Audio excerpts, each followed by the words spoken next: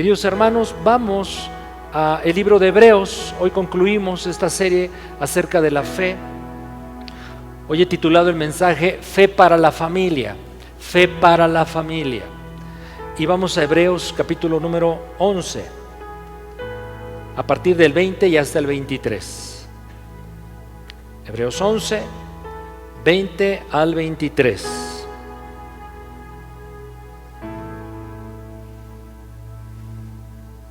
¿Estamos aquí ya listos, mis hermanos? Vamos a comer pues de la palabra bendita del Señor. Versículo 20. Por la fe bendijo Isaac a Jacob y a Esaú respecto a cosas venideras. Por la fe Jacob, al morir, bendijo a cada uno de los hijos de José y adoró apoyado sobre el extremo de su bordón, un tipo de bastón. Por la fe José, al morir, mencionó la salida de los hijos de Israel y dio un mandamiento acerca de sus huesos.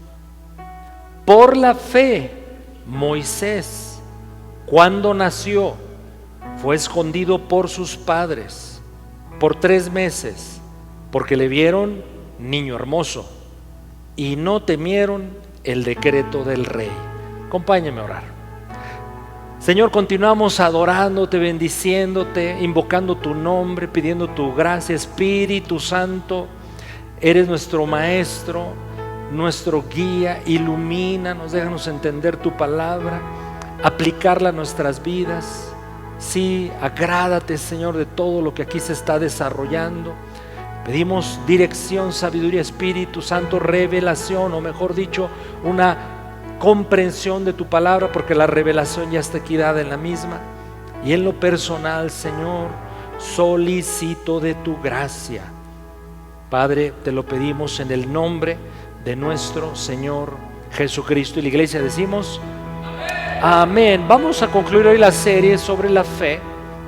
Y el título, repito, por tercera vez, si usted lo quiere registrar, porque ya desde el inicio yo quiero que usted enfoque la idea central de lo que quiero compartir: fe para la familia. En las familias debe haber fe, y una fe fuerte para recibir las promesas de nuestro Señor Jesucristo. Vemos en estos versículos, mis hermanos, una secuencia de bendición por la fe. Por la fe, los padres a los cuales aludimos, que son Isaac, Jacob, Esaú, José, y los padres de Moisés, cuyos nombres son Amram y Jocabed, bendijeron a sus generaciones. Y el autor bíblico de Hebreos nos dice que motivó a que ellos pudieran bendecir generaciones: la fe. La fe, obviamente, es la fe en Dios y en su palabra, pero cada acción de fe en dirección sobre sus hijos marcó el destino de esas generaciones, marcó su vida y para siempre. Así es que la primera idea que yo quiero sobresaltar antes de entrar de lleno al desarrollo del mensaje es esta: que con la fe puesta en Cristo Jesús y su palabra, los padres podemos determinar el destino de nuestros hijos. Es lo que dice el texto. Ahora, ¿tendremos el poder, por mucha fe que tengamos, de determinar completamente todo el destino de nuestros hijos? Creo que no. Pero nuestra influencia sí puede ser determinante. Espero haberme explicado con esto. Yo, por mucho que ore y por mucho que tenga una visión sobre nuestros hijos, no necesariamente las cosas van a ocurrir así. Puede que sí, puede que no, porque finalmente el que determina el destino de nuestros hijos es Dios mismo. Pero nuestra influencia como padres y todos los miembros de la familia, por supuesto, que creemos, claro que esa influencia sí es determinante. Obviamente, mis hermanos, hablando de familias, pues ha habido muchas familias en la historia que han sido muy influyentes. En lo económico, por ejemplo, si yo le doy este apellido, Rockefeller, pues pensamos en mucho dinero. Bueno, hay una influencia económica hasta el día de hoy de esas familias. O en el sentido político, pues la familia real de Inglaterra. O en la ciencia, ¿han oído ustedes hablar de Madame Curie, una señora francesa científica que tuvo hijos que también fueron premios Nobel de ciencia? Pero definitivamente, mis hermanos, la familia más influyente sobre nosotros pues es la propia, es mi casa, es mi familia. Hoy veremos a la familia de Moisés. Hay un versículo 23 en el cual se le puede extraer tanta riqueza. Sus padres Amram y Jocabed bendijeron a sus hijos, particularmente a Moisés. Y su fe, según el versículo 23 de Hebreos 11, produjo 3 cosas. Y ahí me voy a enfocar en esos 3 aspectos en mi mensaje. La fe de los padres de Moisés produjo 3 cosas. 1, una acción. Porque el versículo número 23 dice que por la fe escondieron a Moisés. Produjeron una visión. La fe produjo una visión acerca de sus hijos, especialmente Moisés, porque dice el texto, le vieron hermoso. Y la fe produjo una actitud, y la actitud que dice el versículo 23 es que no tuvieron temor. Consideremos esos 3 elementos entonces.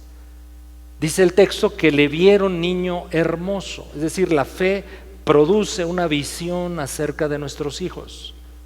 La fe produce una visión acerca de nuestros hijos. Hay aquí jóvenes, jovencitas que no tienen hijos todavía, pero la fe es la misma. La fe puesta en Dios, mis hermanos, produce visión acerca de los seres queridos de nuestra casa, de nuestra familia. Pero bueno, dice aquí el versículo 23, ahí como a la mitad del versículo, le vieron niño hermoso. Pues qué padre no ve hermoso a sus hijos, hasta los animalitos.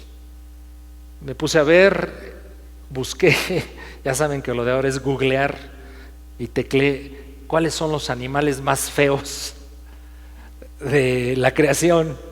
Hay un montón, mis hermanos, pero los bebés murciélagos, luego ahí búsquelo, si el murciélago adulto es feo, quizás el único que la libre es Batman, pero los bebés murciélagos son feos, feos, feos. Y el pez más feo se llama pez borrón. ¿Qué nombre le pusieron? A lo mejor lo querían borrar, ¿no? De tan feo. Bueno, el pez bebé borrón es horrible. O hay una tortuga nariz de puerquito que cuando nacen están espantosas. Bueno, yo pienso que las mamás de tus animalitos ven hermosos a sus hijos. Así como usted comprenderá, ¿a poco no? No hay padre, no hay madre que no vea hermosos a sus hijos. Bueno, pero esto ocurre en el reino animal. Y yo estoy hablando de los seres humanos, de las personas. Y nos ha sido dado un don natural a los padres. Vemos hermosos a nuestros hijos. Y Amram, así se llama el padre de Moisés, y Jocabed, su madre, dice el texto, lo vieron hermoso a Moisés. Sin embargo, hurgando en el sentido original de la palabra en hebreo hermoso, quizás una mejor traducción sería esta: lo vieron especial, lo vieron único. Sí, ellos por la fe vieron que ese niño era especial por muchas razones. Una de ellas porque era un regalo de Dios. No podían cederlo entonces a los planes malvados, porque había un decreto de Faraón de matar a todos los niños hebreos que vivían en Egipto. Así es que estos padres, cuando escucharon el decreto del rey, por la fe, viendo hermoso, especial a ese niño, tomaron una postura por fe. Ni Faraón ni Egipto va a destruir a mi hijo. Esta historia obviamente es descrita en Éxodo capítulo número 2, veamos algunos versículos. ¿De dónde surge o de dónde toma el autor de Hebreos estas cosas que nos está comunicando en su texto? Pues en Éxodo, en el libro de Éxodo, leamos algunos versículos del capítulo 2, del 1 en adelante. Un varón de la familia de Leví fue y tomó por mujer a una hija de Leví. Entonces Moisés pertenece a la familia sacerdotal, la que concibió y dio a luz un hijo, y viéndole que era hermoso, especial, único, le tuvo escondido 3 meses. Pero no pudiendo ocultarle más tiempo, tomó una arquilla de juncos y la calafateó con asfalto y brea, y colocó en ella al niño y lo puso en un carrizal a la orilla del río. Y una hermana de nombre María, la hermana de Moisés, una hermana suya, se puso a lo lejos para ver lo que le acontecería. Y la hija de Faraón descendió a lavarse al río, y paseándose sus doncellas por la ribera del río, vio ella la arquilla en el carrizal y envió una criada suya que la tomase. Y cuando la abrió, qué sorpresa, vio al niño. Y he aquí que el niño lloraba. Y teniendo compasión de él, dijo: de los niños hebreos es este. Entonces su hermana María, que estaba siguiendo la escena, dijo a la hija de Faraón: ¿iré a llamarte una nodriza de las hebreas para que te críe este niño? Y la hija de Faraón respondió: ve. Entonces fue la doncella y llamó a la madre del niño, a la cual dijo la hija de Faraón: lleva a este niño y críamelo, y yo te lo pagaré. Y la mamá y la mujer tomó al niño y lo crió. Y por último, versículo 10. Y cuando el niño creció, es Moisés, ella lo trajo a la hija de Faraón, la cual lo prohijó y le puso por nombre Moisés, diciendo: porque de las aguas lo saqué. Una historia por demás asombrosa, espectacular, pero en todo vemos, mis hermanos, la providencia de Dios. Esta es una excelente ilustración de lo que llamamos, no es una palabra que aparezca en la Biblia, pero sí es un obrar común de nuestro Dios que conocemos de esta manera, la providencia. Es como una especie de mano invisible de Dios interviniendo en los asuntos humanos, determinando cosas para ellos, pero interviniendo a favor de su pueblo, de su iglesia. La providencia de Dios. Este niño era especial porque era, repito, un regalo de Dios. Y aunque había un decreto para matar a estos niños, los padres de Moisés no lo permitieron. Vamos a leer ahí mismo en el libro de Éxodo cómo dice que había ese decreto. Vayamos al capítulo número 1, versículo número,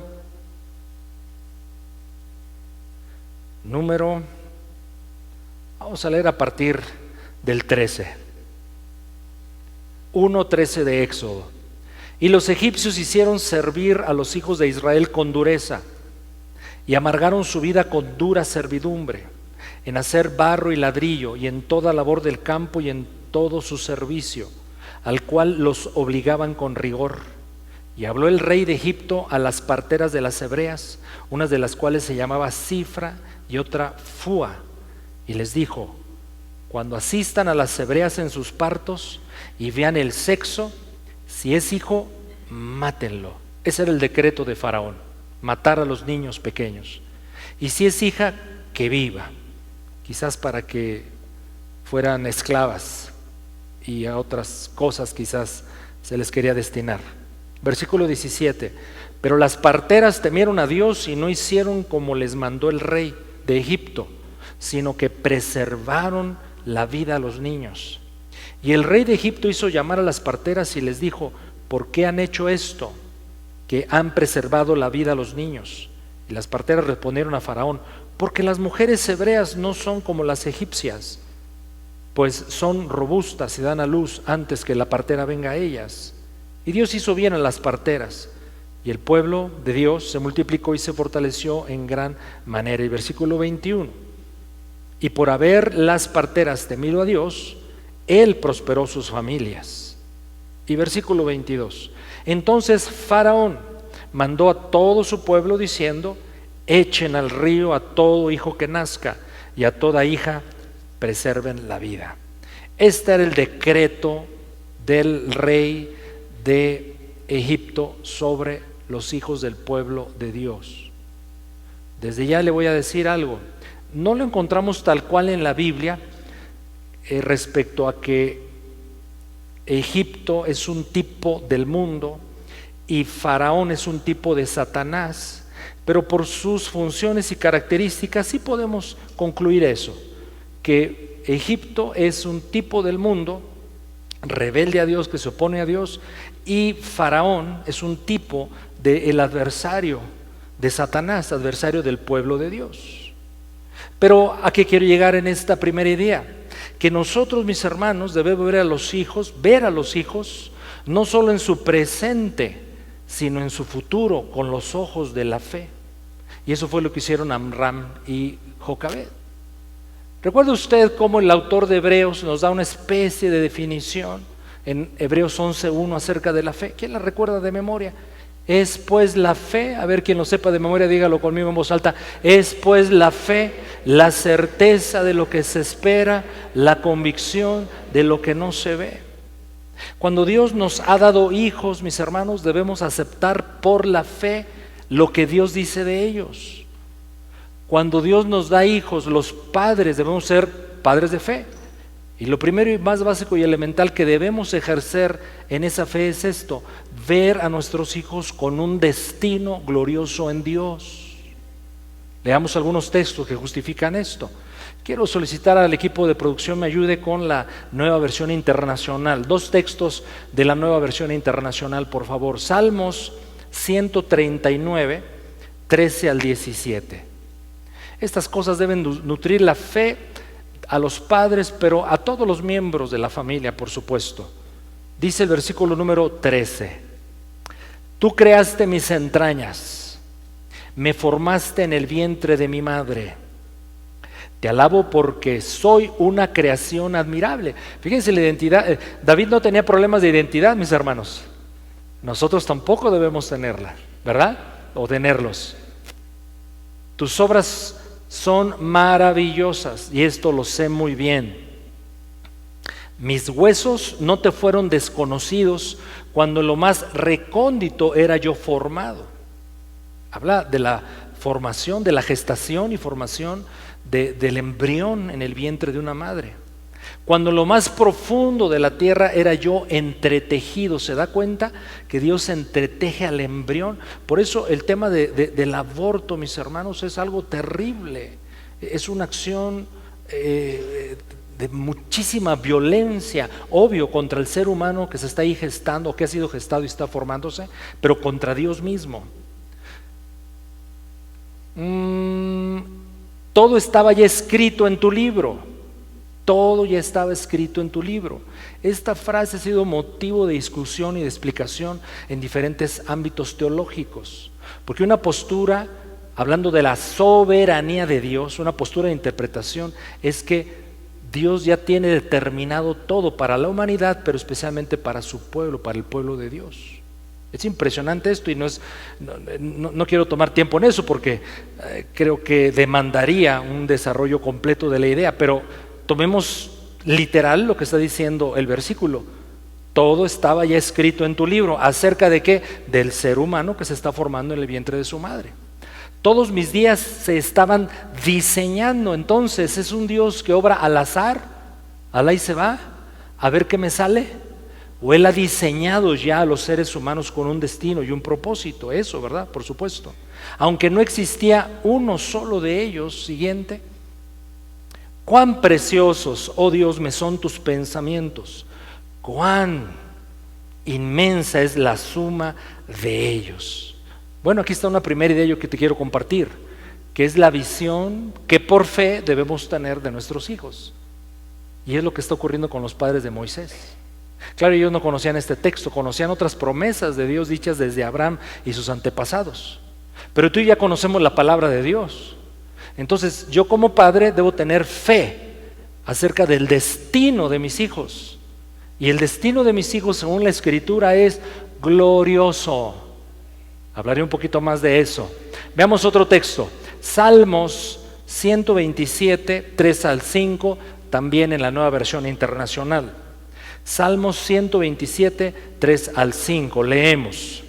Los hijos son una herencia del Señor. El fruto del vientre es una recompensa. Siguiente. Como flechas en las manos del guerrero son los hijos de la juventud. Dichoso aquel que llena su aljaba con esta clase de flechas. No será avergonzado por sus enemigos cuando litiguen contra él en los tribunales. La visión de fe sobre nuestros hijos son flechas en manos de los padres que están diseñadas para que den a un blanco, el blanco que Dios tiene para ellos. Y Salmo 112, ahora en la Reina Valera, versículos 1 y 2. Yo le estoy diciendo en este momento del mensaje que los padres debemos tener fe acerca del destino de nuestros hijos, pero el destino obviamente en Dios. Y dice entonces Salmo 112, versículos 1 y 2, de mis textos favoritos también de toda la Escritura. Bienaventurado el hombre que teme al Señor y en sus mandamientos se deleita en gran manera. ¿Qué va a pasar con el hombre que teme al Señor y se deleita en la ley de Dios? ¿Qué va a pasar con su descendencia? Versículo 2, su descendencia será, esa palabra me ministra mucho, será poderosa en la tierra. La generación de los rectos será bendita. Visión. Esto fue lo que hicieron los padres de Moisés. Por eso no lo entregaron, por eso lo escondieron, por eso lo resguardaron, porque creían más en el decreto divino de la palabra de Dios acerca de su hijo que el decreto del mundo y Satanás sobre esas generaciones. Y un padre, una madre y miembros de una familia debemos ser personas de fe, creyendo lo que dice la palabra de Dios acerca de los que somos hijos e hijas de Dios. Bueno, alguien podría decir, y con justicia, y yo lo respaldo, quizás ahora nuestros hijos no son así como describen estos pasajes de la Escritura. Ciertamente están en proceso, faltan muchas cosas, hay muchas carencias, hay muchos retos, mucho que trabajar. Sí, mis hermanos, podemos intentar una y otra cosa los padres para que los hijos avancen de la mejor manera posible en el destino que creemos Dios tiene para ellos. Algunas cosas pueden funcionar, otras no, para que crezcan, avancen, pero lo que nunca, escucha muy bien por favor, lo que nunca puede faltarnos es fe. Fe en lo que Dios dice de ellos. Y Jesucristo, ¿sabes?, honra la fe de los padres que tienen fe en Él. Jesucristo nos da tantos ejemplos en los evangelios de la Escritura de cómo Jesús sanó a hijos de padres que creyeron en Él. Basta un ejemplo, nuevamente en la Nueva Versión Internacional creo que clarifica un poquito más la idea. Marcos 9, 23 y 24. Marcos 9, 23 y 24 en la versión Nueva Internacional. Versículo 23, Jesús dijo, porque había un padre que estaba intercediendo por su hijo, y el padre le decía a Jesús, si puedes ayudarme con mi hijo, y Jesús le dice, ¿cómo que sí puedo? ¿Cómo que sí puedo? Hay 3 versículos en la Escritura donde se repite esta idea. No hay nada imposible para Dios. Para Dios todo es posible. O en forma de pregunta, ¿habrá una cosa difícil para Dios? Se repite 3 veces esta frase en la Biblia, pero me llama la atención lo siguiente, que ahora el Señor conecta lo imposible con el que cree. No nos cuesta trabajo aceptar que para Dios nada es imposible, pero ¿no le parece espectacular, sobresaliente, asombroso y humanamente hablando incluso difícil de aceptar la siguiente declaración de Cristo Jesús? Pero es verdad, Jesús la dijo, para el que cree, todo es posible. Para el que cree, todo es posible. Claro, con esa expresión, el padre que está intercediendo a favor de su hijo, pues cualquiera de nosotros hubiera hecho lo mismo. Sí, creo. Si esa es la condición para haber sanado, restaurada a mi hijo, yo extiendo la idea a la familia, pues Señor, sí te creo lo que tú dices acerca de la familia, te creo Señor. Así es que exclamó de inmediato el padre del muchacho, pero reconoció que aunque creía, su tamaño de fe era muy pequeña. Y entonces hace una oración que yo creo queda aquí registrada para inspirarnos a nosotros. Ayúdame en mi falta de fe. Es decir, que si mi condición, aunque amo a mi hijo, amo a mi familia, pero me cuesta trabajo por alguna razón aceptar lo que tú dices acerca de ellos, Señor, aunque humanamente ti tengo la disposición, y claro que te creo porque eso eres tú, como quiera reconozco mi estado y te digo, Señor, ayúdame en mi falta de fe. Creo que es una oración frecuente que debemos hacer los cristianos en general y en nuestra familia, porque es en la familia donde se dan las luchas principales. Los retos principales son en casa, mis hermanos. Cuando hay paz en la familia, pues todo es miel sobre hojuelas.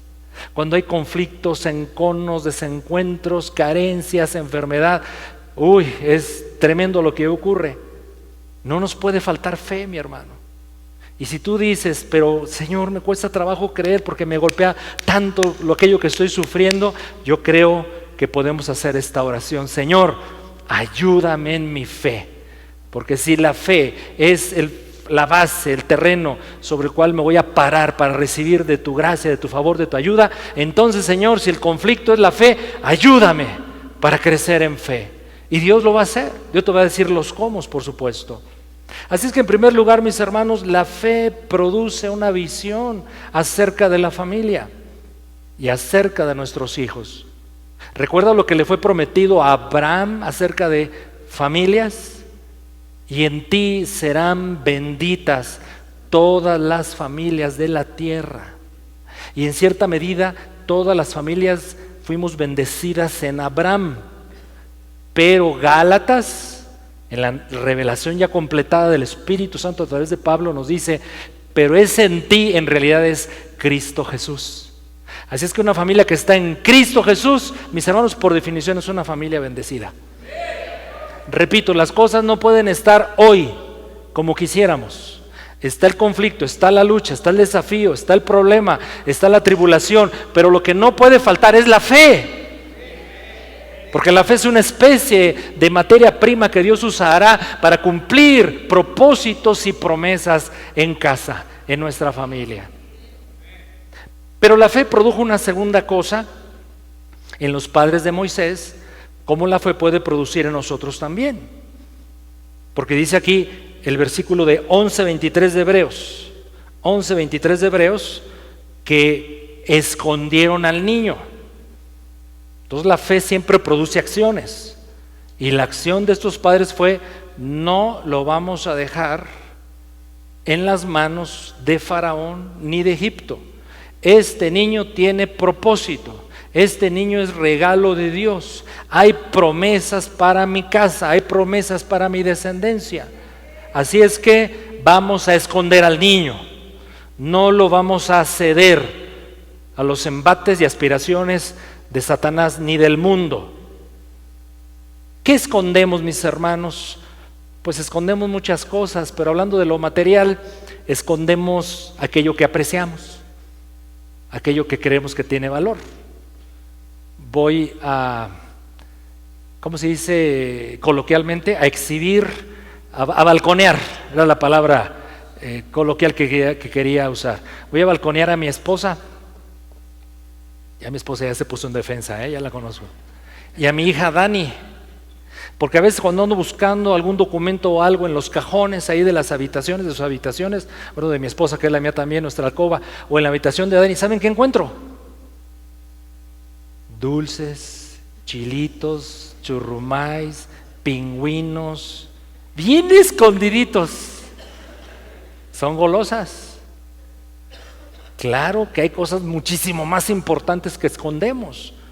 Quizás dinero, pero ¿qué le parece cosas mejores aún que el dinero? Valores que protegemos, los no negociables en casa, el respeto, la ayuda mutua, la intercesión, el compañerismo, por supuesto el perdón, el amor. Hay muchas cosas, mis hermanos, que no podemos darnos el lujo de que sean dañadas, menos robadas.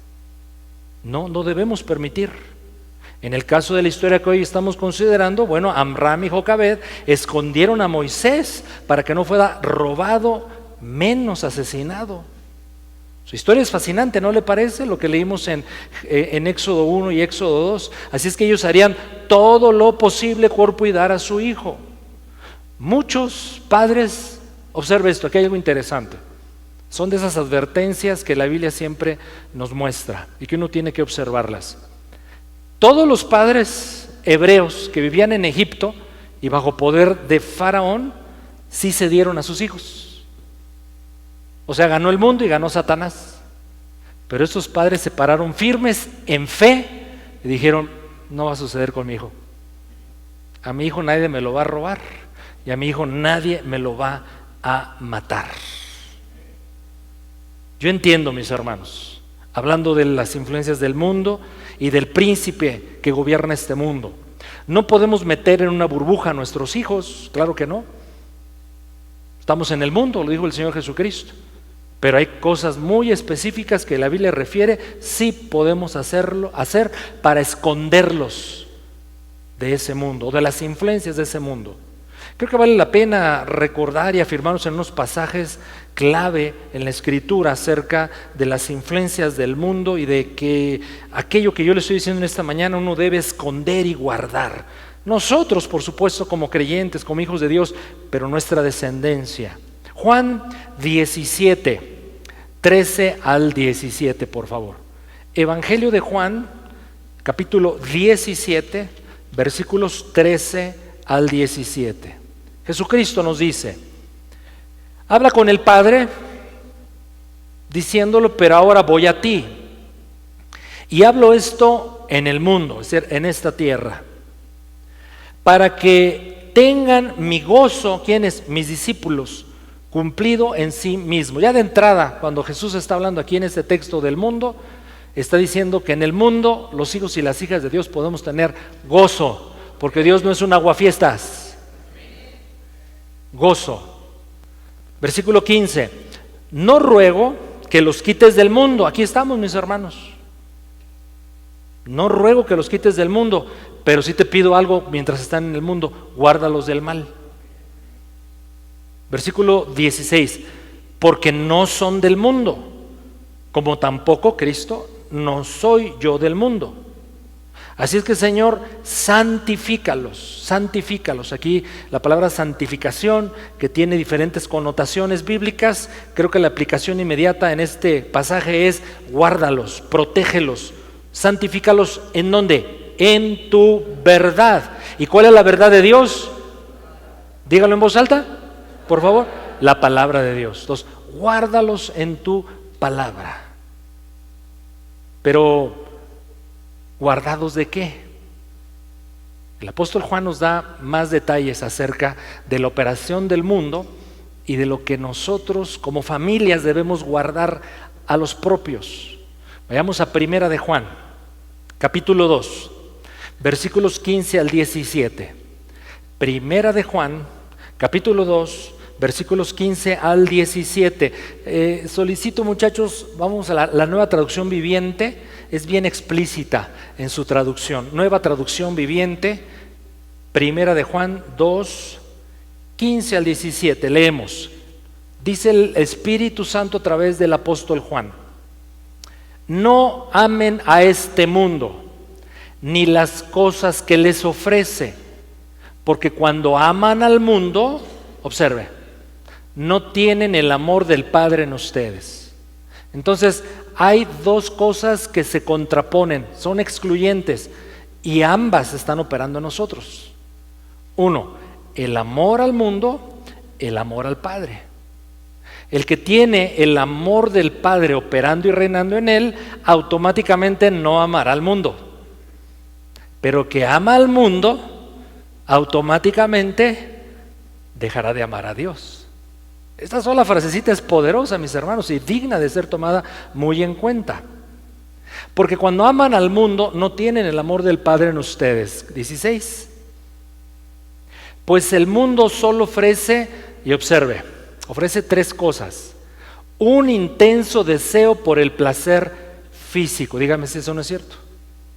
Un intenso deseo por el placer físico. El mundo promueve la exacerbación, la exaltación y el desenfreno del uso de nuestros sentidos. Ojos, boca, oídos, nariz, tacto. ¿Me falta alguno? Y otros instintos también naturales que Dios nos dio, que cuando se desbordan, cuando no están sometidos al dominio propio, lo normal que ocurre es que nos conduzcan a lo pecaminoso. Por ejemplo, ustedes que son muy tragoncitos, gracias al Señor, ¿verdad, mis hermanos?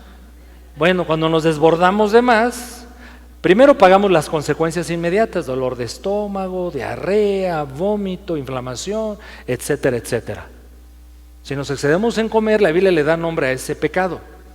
¿Recuerda cómo se llama el pecado de comer? Vamos a decirle de más una vez que ya estás saciado y le sigues. Pues nos volvemos metodistas, mis hermanos, porque le metemos a todo, como en la noche del 15 justo, ¿verdad? Del 15 de septiembre como hoy.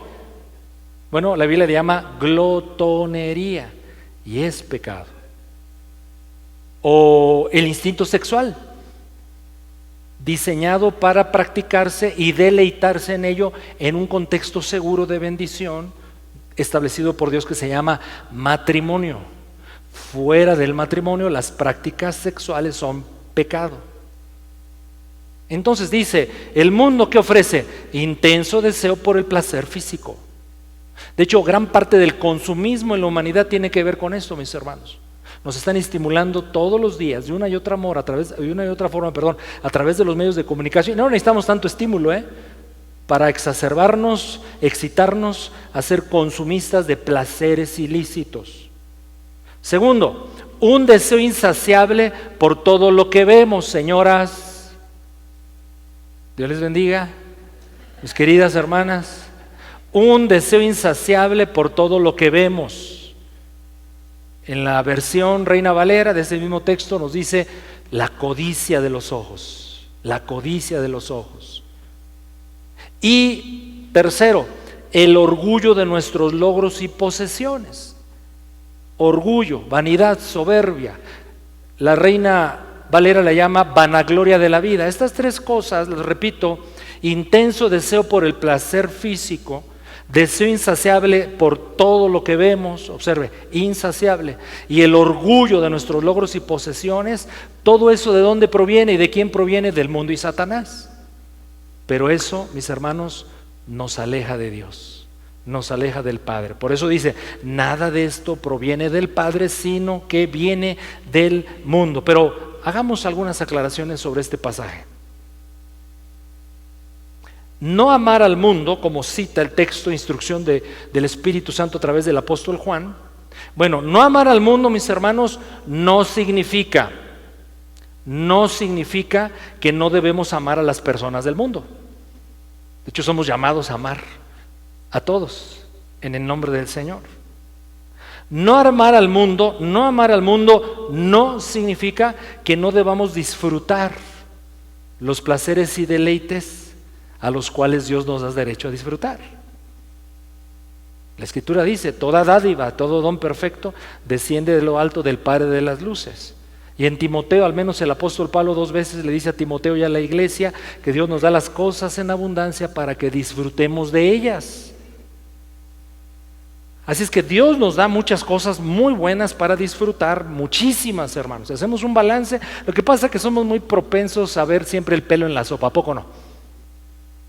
La sopa está riquísima, bien preparada, y vemos el pelito en la sopa. ¿Qué hay que hacer con el pelito en la sopa? Quitárselo, ¿verdad? Limpiarlo para que no se vaya nada y seguir disfrutando la sopa. Pero la mayoría vamos a decir, esta sopa tiene un pelo y la vamos a desechar. No, pero Dios, mis hermanos, ¿quién creó el placer y el deleite? Dios. Dios nos hizo seres para tener deleite y placer. Solo aquellos deleites y placeres que Él nos ha dado, pero que nos da en abundancia, mis hermanos, por supuesto que sí. Ahora bien, entonces, ¿qué significa? Que no debemos amar al mundo. Repito las cosas que aquí este versículo nos está diciendo. Juan aclara específicamente que el intenso placer sensual, el abuso de los sentidos, como ya dije, proviene del mundo y no de Dios, y apaga el amor de Dios. Los deseos de los ojos, lo codiciable a los ojos, pues son la raíz de la codicia. Es la codicia por las riquezas materiales y las posesiones de este mundo en exceso, más allá de lo que realmente necesitamos. Y la vanagloria de la vida, es decir, el orgullo de los logros y posesiones, el hacer alarde de mi ambición, de lo que yo he logrado, alcanzado, y el tratar de recibir honor y gloria y el aplauso de los demás. Eso es la vanagloria de la vida. Esto es amar al mundo, y esto es guardarnos de esas cosas, o mejor dicho, la fe de los padres debe promovernos a escondernos y guardarnos de esas influencias. Repito, no podemos vivir en una burbuja, ni somos llamados como cristianos a hacerlo. Me ocurre una ilustración. Ya ve que hay submarinos y son pequeños, con una estructura muy fuerte, que se sumergen a profundidades bajísimas en los océanos, ¿verdad? Y leí que la presión del agua que está presionando, permítanme la redundancia, a esos objetos es inmensa. No podemos imaginarnos. Si algo falla dentro del mecanismo interno, como ha sucedido en ocasiones, aquello truena como una lata, pero en un instante. Entonces la presión interna debe ser igual o mayor que la externa. Esa es la clave. Todos los elementos que protegen ese submarino, los elementos físicos, los aceros, las aleaciones metálicas, etcétera, pero elementos dentro como una cantidad suficiente de agua y de ciertos mecanismos de presión interna deben igualar la externa o superarla para que no sea destruido el elemento. ¿Me estoy explicando? Bueno, se me ocurre, mis hermanos, que nosotros estamos así en el mundo. ¿Y cómo no vamos a ser embatidos por esa presión del mundo y de Satanás cuando la presión interna es mayor? Y esa presión interna es la obra del Espíritu Santo y de la palabra de Dios en nuestras vidas. Y entonces andaremos en este mundo sin ser raspados, influenciados, menos destruidos. Entonces, por la fe se hacen cosas a favor de la familia. ¿Qué hicieron por la fe los padres de Moisés? Lo escondieron para que no fuera destruido.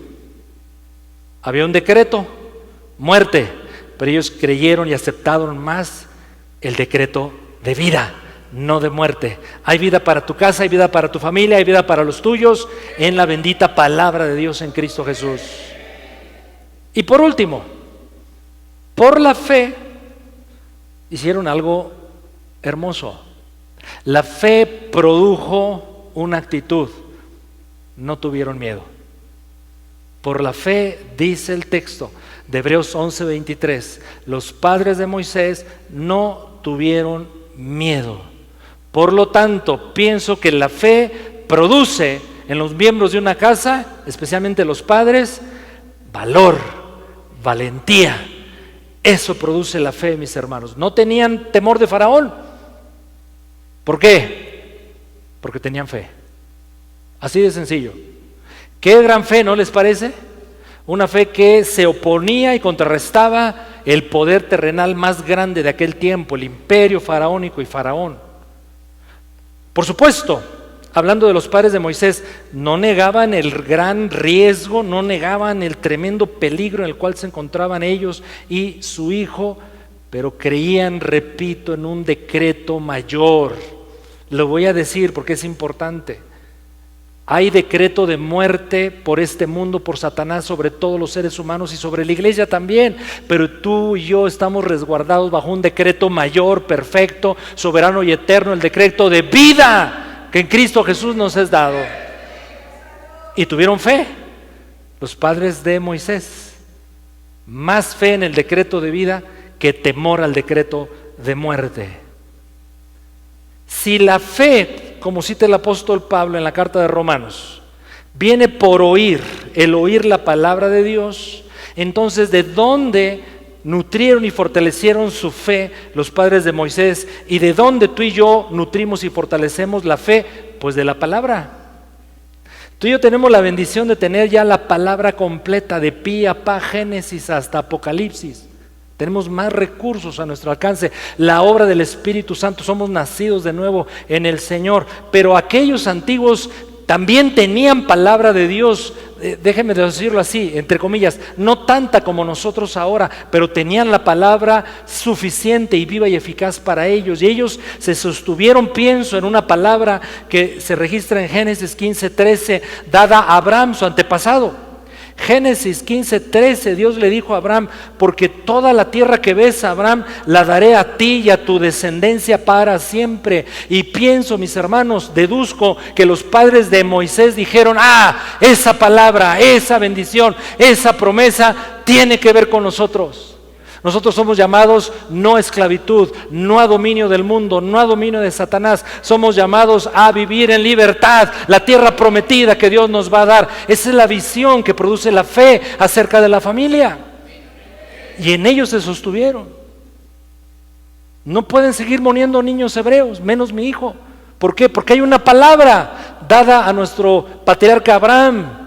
Vamos a poseer la tierra, vamos a vivir en libertad. Ahora no poseemos nada, estamos en esclavitud, pero se tiene que cumplir la poderosa palabra de Dios, porque el que lo dijo no solamente es todopoderoso, sino es fiel y verdadero. Y esta palabra, mis hermanos, sostuvo a los miembros de esta casa y especialmente a los padres. No tener temor, lo dice la Biblia tantas veces. Alguien por ahí supuestamente contabilizó cuántas veces viene la instrucción no temer, no tener miedo y cosas similares a esta idea. Y alguien dijo, curioso, da 365 veces, no lo sé, pero como que para cada día del año, ¿verdad? Si hacemos una aplicación a este día, valdría. Todos los días debemos decir, hay razones humanas suficientes para temer. Pero yo me paro en la bendita palabra de Dios que me dice también cientos de veces: no temas, no temas. De hecho, los que escriben sobre este tema, cristianos y no cristianos, dicen que la mayoría de las cosas que tememos no ocurren. Entonces, en cierta medida, muchos temores, mis hermanos, son inútiles. Pero ¿cómo somos, verdad? Pero ¿sabe qué? Pues es por la influencia del mundo y la operación de Satanás. Y es que el temor, según Efesios, vaya a Efesios 6, y ya estoy concluyendo, es uno de esos dardos de fuego que el maligno nos lanza a los creyentes. Y que esos dardos de fuego que vienen cargados de un combustible y un fuego terrible que se llama miedo, temor, debe ser apagado con el escudo de la fe. Vayamos a Efesios capítulo número 6, a partir del 12, por favor. Y hace el grupo de alabanza,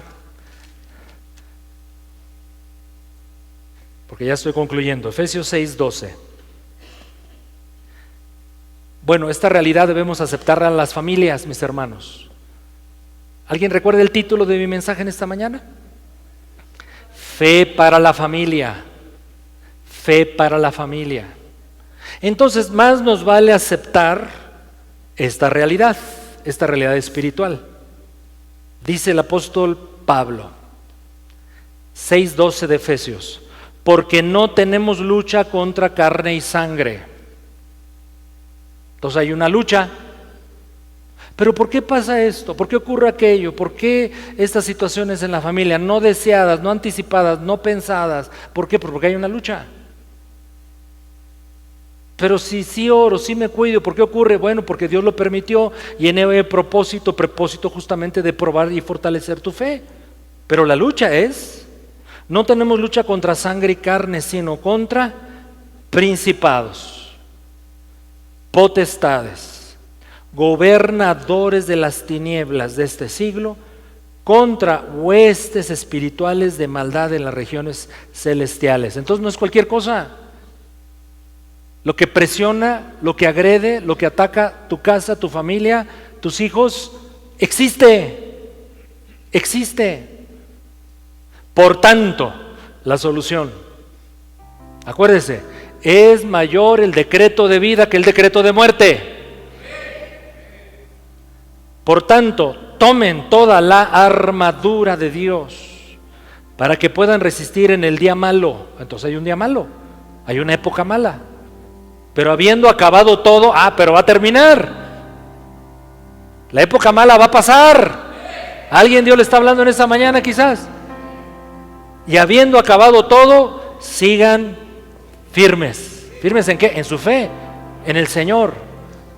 Estad pues firmes, ceñidos vuestros lomos con la verdad, vestidos con la coraza de justicia, calzados los pies con el apresto del evangelio de la paz. Pero lo que quiero subrayar es lo que dice el 16 en su primera parte, bueno, todo el versículo 16. Sobre todo, porque dice el apóstol, sobre todo, tomen un escudo, mis hermanos. ¿Cuál es ese escudo? ¿De qué estamos hablando estos domingos? De la fe, el escudo de la fe, con que puedan apagar todos los dardos de fuego del maligno. Por eso se me ocurrió el título de la serie. El mensaje de hoy se llama Fe para tu familia, pero la serie le llamé Ya no pienses tanto, ya no te atormentes tanto, ya no le des tantas vueltas, mejor ten fe en el Señor. El escudo de la fe nos permite apagar todos los embates del enemigo, mis hermanos. Dice el texto de Hebreos que hoy nos ocupó: por la fe no tuvieron temor del rey, de Faraón. Por la fe apagaron el decreto de muerte y abrazaron el decreto de vida. Por la fe su visión se recibió y se desarrolló y creció. Y miren quién llegó a ser Moisés, el hombre usado para liberar a Israel de la opresión de Egipto y de Faraón. El escudo de la fe. La fe pues produce, según el pasaje que hoy consideramos como texto central de Hebreos 11, la fe produce una acción o produce acciones. Escondieron a Moisés. La fe produjo una visión de la familia y de la descendencia, particularmente porque le vieron niño hermoso, niño especial, único. Pero la fe produjo, mis hermanos, una actitud: no temer. Las familias cristianas somos llamadas a tener una fe fuerte. Los padres somos llamados a tener una fe fuerte, padres y madres. Pero hijos e hijas, quiere el Señor hoy en esta mañana. Yo me identifico con cierta frecuencia, se lo comento, se lo confieso, con ese padre que fue a Jesús para que librase a su hijo endemoniado. Si puedes creer, al que cree todo le es posible. Y yo le digo al Señor, sí creo, pero en una evaluación interna de mi fe digo, híjole, pero esa fe es chiquita y yo requiero más fe. Señor, ayúdame, aumenta mi fe.